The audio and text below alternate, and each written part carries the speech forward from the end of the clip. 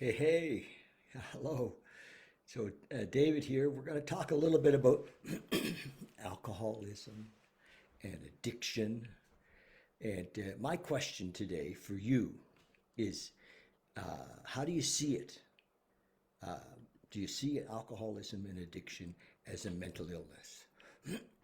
as a, yeah, as a mental illness? Is it a mental health situation or do you see it as just poor character or weak will? And the reason I ask this, the reason that we're going to talk about this, is because I've I'm working with lots of fellas, men, who are in recovery, and they're so in recovery they're like for me I'm working with fellas mostly in the 12-step world to help them become better dads. And it's really clear that many men who have children who are in recovery want to be better dads. No doubt about it. And but there's also a ton of men in recovery who are dads who are kind of in denial and about the whole thing. And as long as they're not drinking, it's enough. But I wasn't really going to go that way. What I really wanted to say is that I've now been interviewing the their the mothers of their children or women to kind of get a better idea uh, um, on how they see the men in their life, the fathers of their kids who are addicts and alcoholics, some of them are and understandably, I'm not criticizing. Some of them are angry. I know, and not only are the women who are mothers of the children of the alcoholics or the addict that they teamed up with to have their children, uh, but also the sons who are now dads who are in recovery are often still really friggin' mad at their dads, disowned them, you know. So I wonder if we saw this as a disease, would it make it somehow easier to be compassionate? And now it seems to me that around the world, all of the governments and health uh, people in the health business. I'm not a doctor. I don't have my opinion. It matters really friggin' little. But it seems that it's the accepted idea that addiction and alcoholism is a mental illness, and we're spending millions, hundreds of millions, dealing with the they call it the drug problem because they don't really want to talk about it as a they don't want to say we're spending millions and millions of dollars on the mental illness problem. We're on the drug problem or the alcohol problem. Well, it's not a drug problem or an alcohol problem. It's a it's how we think. And so I see it. If I have an opinion, and after 40 some years in recovery and working with men and women, for all these years, and I see it as a mental illness. I see my own yeah, my own situation as a mental illness, and it's like a. I try to explain it to the men because I'm not a medical professional. I often talk to them about uh, there's a virus in our software, and we cannot clean it up ourselves. It's a we need help to clean up the virus in our software. And so, but the funny thing about the virus in our software, in our thinking, is that it has the capacity to tell us that we're not sick and or that we don't need help.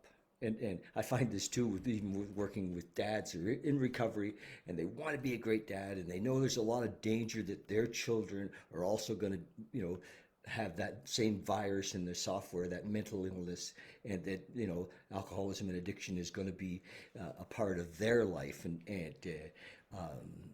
yet their men are defensive. I'm a good dad, and often they're not willing to look at how to become a better dad, and I think that if they're still mad at their dad, they don't understand the disease. If they're still pissed off at their dad who was an addict, an alcoholic, they don't understand the disease. And I think that with women who married addicts and alcoholics or had children with addicts and alcoholics, and they're still angry with them, still bitter, that there's help for you. What happens in that situation. And my mom was like this. My mom was angry. I grew up in a family where my mom was really played the God bless her, but the self-pity card. She had her mental illness was that this was against her, that my dad, who was an addict or an alcoholic, was against her, and she was angry with him, and she spoke very unkindly towards him for years and years and years. And I grew up in that, so I understand as a child of an alcoholic, how fucked up the whole family dynamic can be, especially if we don't get this as a disease. So what do you think? I'm interested. What do you think? And if you think that what I'm doing, working specifically with dads, and the reason I think, that I can do this is, one, I become an elder in our world, and my kids have grown up and had to deal with their own addiction and alcoholism and are sober today, and I have a relationship with them. This summer, two of my kids who don't live in town were home and spent lots of time with me, and it was an amazing summer. It really has been so far. It's not even half over, it's been a win, and so it's worked for me.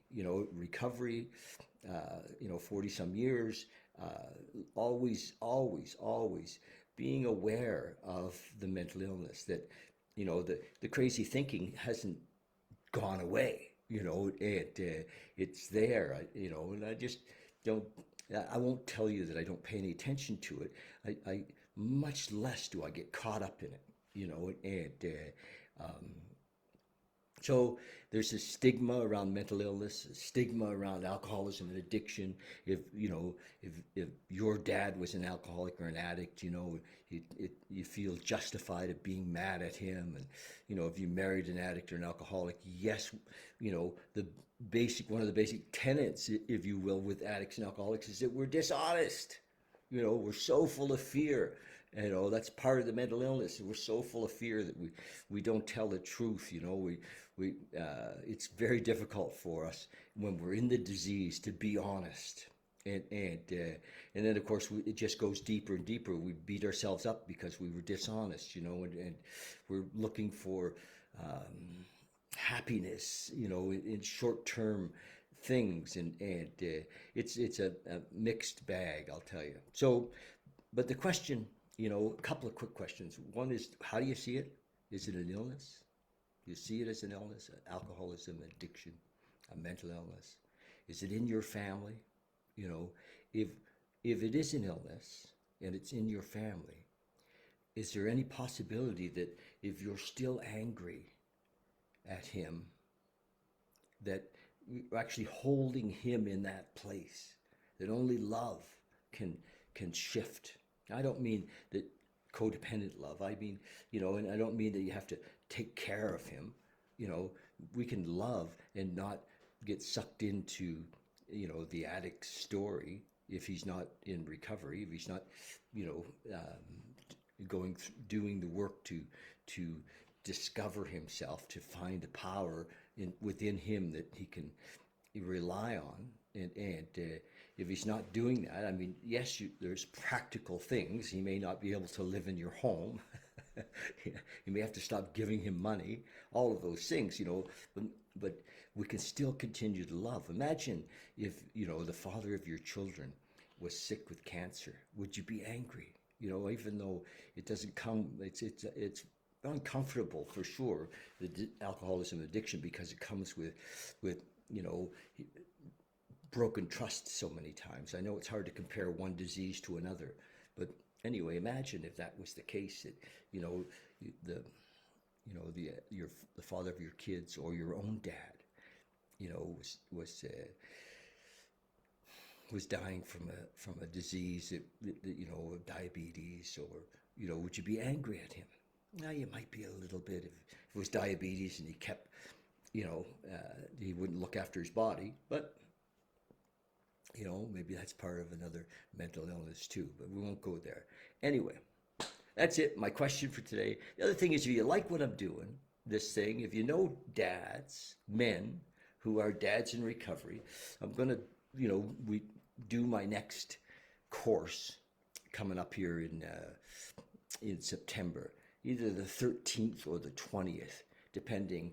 I'd like to have somewhere between 15 and 20 fellas in the course. If you know somebody, I'd like to talk to them. Nobody it's not just come one, come all. I need to interview and make sure that the men that are in the course actually want to be there. And then what happens is that we funnel the men into an online, like a private Facebook group after the course, so that we have support. We're building that support. So that's a bit about that, and that's my question. Disease, or poor character and weak will, or is it somewhere in between? Is it a bit of hard to measure, isn't it? Okay, love you guys, and want to hear some of your responses, and if you have any questions, comments, thoughts, let's talk. Okay, love you soon. Love you. Talk to you. Bye.